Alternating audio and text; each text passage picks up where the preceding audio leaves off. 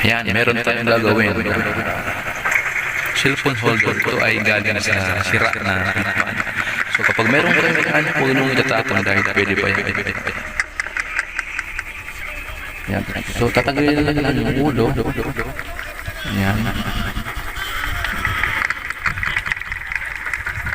Bali yung kanyang blade at saka yung motor niya ay hindi na pwede.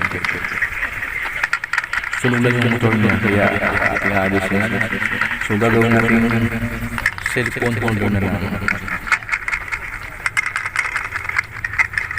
So yung tinanggal ko na siya.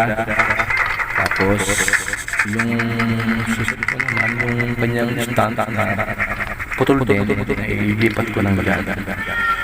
So malaki na pakinabang niya.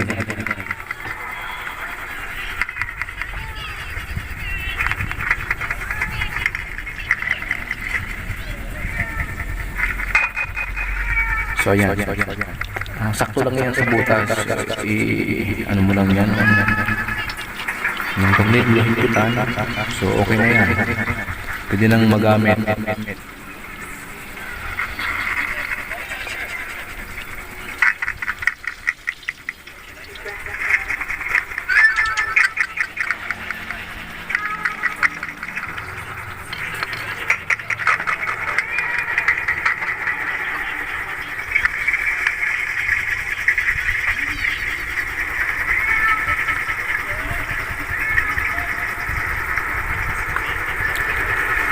Kaya kung meron din mga ganyan din, huwag niyong itatapon.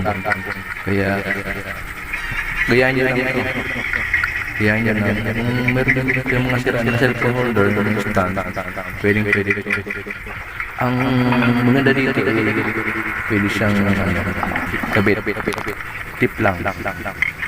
Pwede ito pang ginagamit sa mga vlog. Para di ka mahirapan. Ayan, meron pa niyang rotation. Ayan, i-testing natin sa cellphone. Testing. Diba? Ganda. Yan. Ayan, patayo.